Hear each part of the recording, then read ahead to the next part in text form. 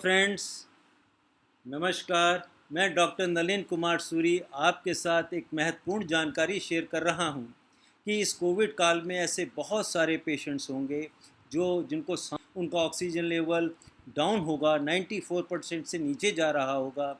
कहीं वो जा नहीं सकते, किसी कारण से वो हॉस्पिटलाइज नहीं हो सकते, कोई भी वजह रही हो, तो घर रहकर कुछ ना कुछ तो उनको टिप्स का इस्तेमाल पड़ेगा जिससे कि उन्हें राहत मिले। तो ये मैं कुछ ऐसी आपको बातें बताने जा रहा हूँ जिसके करने से ऐसे पेशेंट्स को ज़रूर मदद मिलेगी।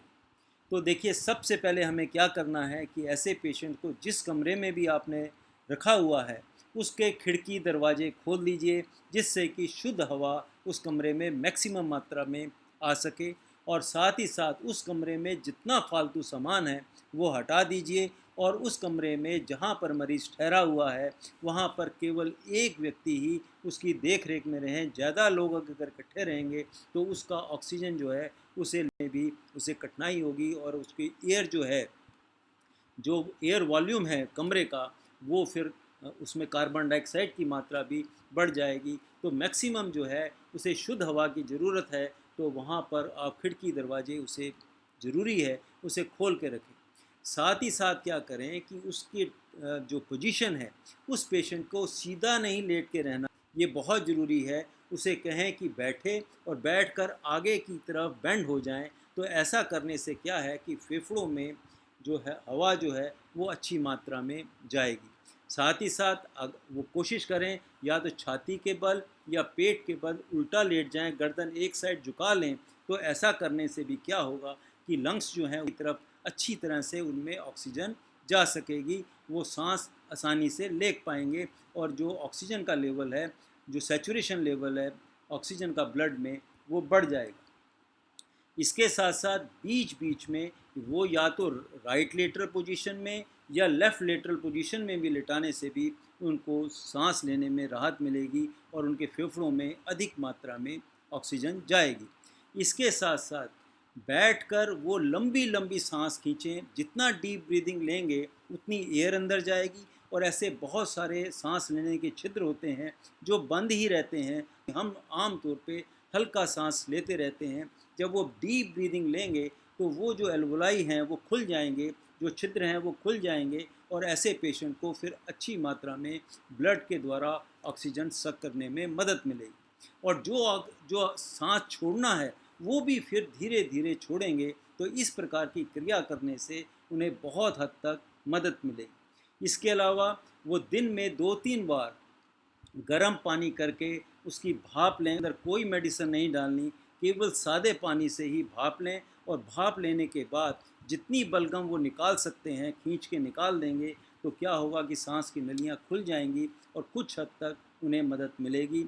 इसके अलावा थोड़ा थोड़ा करके सिप्स ऑफ वाटर जो है, पानी जो है थोड़ा थोड़ा करके पीते रहेंगे। तो क्या होगा कि उनको डिहाइड्रेशन नहीं होगा, उनका जो पानी की शरीर में भी कमी नहीं होगी। और बीच बीच में उन्हें ये अपना ये चीनी का घोल या ग्लूकोज घोल घोल के भी पिलाते रहेंगे तो उनके शरीर के अंदर एनर्जी भी पूरी बनी रहेगी, क्योंकि ये फेफड़ों की जो मसल्स हैं इनको ताकत मिलेगी और उन्हें उन्हें राहत मिलेगी, और जिससे कि वो ज़्यादा देर तक अच्छी प्रकार से सांस ले पाएंगे। इसके अलावा गरम गरम ब्लैक टी या ये कॉफ़ी का सेवन करेंगे तो ये भी एक बहुत बड़ा मदद करता है कोविड में।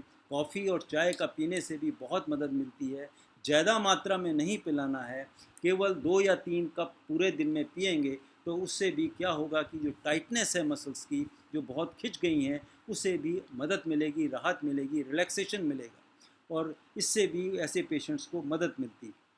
इसके अलावा अदरक का रस अपना शहद में घोल के भी अगर वो चाटेंगे तो उनसे एक तो उन्हें खांसी कम होगी और दूसरा ये देखा गया है कि ऐसे पेशेंट्स को सांस लेने में भी बहुत ज़्यादा मदद मिलती है। अब बात करते हैं कि कुछ मेडिकेटेड इलाज क्या कर सकते हैं हम, एलोपैथिक कौन कौन सी मेडिसिन हम दे सकते हैं जिससे ऐसे पेशेंट्स को राहत मिल सकती है।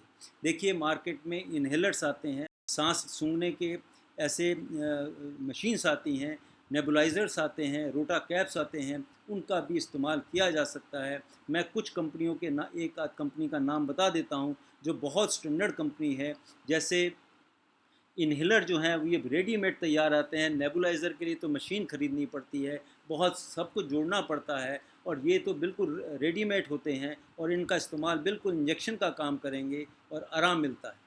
तो देखिए, आम तौर पे अगर सांस ठीक आ रहा है, थोड़ा कम है, तो आप एस्थलीन का इन्हेलर आता है, उसके 2 पफ सुबह और 2 पफ शाम को या दोपहर के समय भी ले सकते हैं। ऐसा करने से भी आराम मिलेगा। एरोकॉर्ड इन्हेलर्स आते हैं, उनका इस्तेमाल भी किया जा सकता है। एरोकॉर्ड का इन्हेलर एस्थलीन से ऊपर है, वो ज़्यादा असर करेगा, तो ऐसे पेशेंट को एरोकॉर्ड इन्हेलर्स का भी इस्तेमाल कर लेने से मदद मिलेगी। दूसरा, जो छोटे बच्चे हैं जो नहीं ले सकते, वो या कुछ ऐसे व्यक्ति हैं, बूढ़े हैं जो ले नहीं सकते, उनके लिए नेबुलाइज़र का इस्तेमाल किया जा सकता है। उसमें लेवोलिन नाम से रेस्प्यूल्स आते हैं, वो किस प्रकार से डाला जाता है, वो जब आप नेबुलाइज़र की मशीन खरीदेंगे, उसके अंदर सब कुछ लिखा होता है, उसका इस्तेमाल कर सकते हैं। लिवोलिन के साथ ब्रूडिकॉर्ड नाम से भी एक रेस्प्यूल्स आते हैं, उनका दोनों को मिलाकर भी उसका इस्तेमाल कर सकते हैं। यूट्यूब पे ऐसे बहुत सारे वीडियो हैं जिससे आप पढ़ के सुन के आप वो उनका इस्तेमाल आसानी से कर सकते हैं।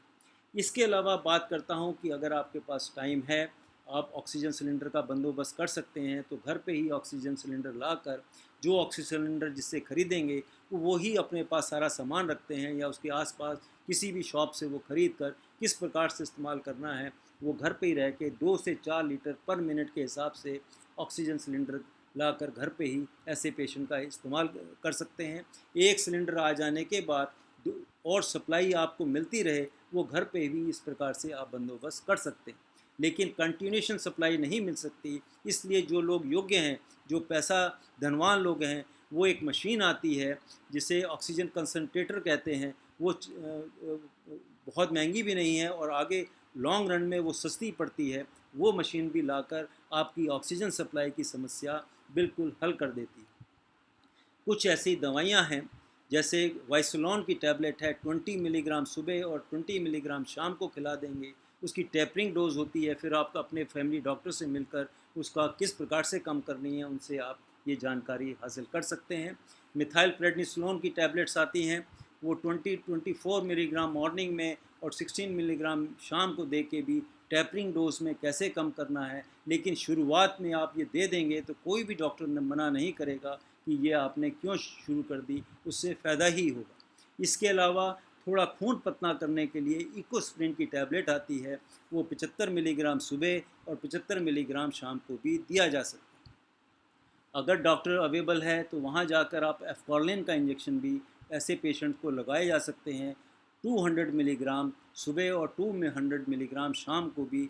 ये एक ऐसा इंजेक्शन है जो क्विक एक्शन करता है, ये नस में भी लगा सकते हैं और मांसपेशियों में भी लगाया जा सकता है, क्योंकि डेकाड्रॉन या और दूसरी जो मेडिसिन्स होती हैं, डेक्सोना वगैरह के इंजेक्शंस होते हैं, इनका लेट असर आता है। लेकिन एफकॉर्लिन जो है तुरंत शरीर में जाकर जहाँ भी सूजन है फेफड़ों में, जहाँ निमोनिया है, इस वायरल निमोनिया में वो बहुत ज़्यादा मदद करता है। तो ये मैंने आपके सामने कुछ चंद बातें बताई, आशा करता हूँ ये आपको पसंद आया होगा। अगर ये वीडियो आपको अच्छा लगता है और आप समझते हैं कि इस वीडियो को शेयर करने से बहुत सारे लोगों को लाभ होगा, तो कृपा करके आप मदद करें और सब लोगों को ये जानकारी दें। इसी के साथ मैं ये वीडियो समाप्त करता हूँ, फिर मिलेंगे किसी और वीडियो पे चर्चा करेंगे। तब तक के लिए नमस्कार, बाय बाय।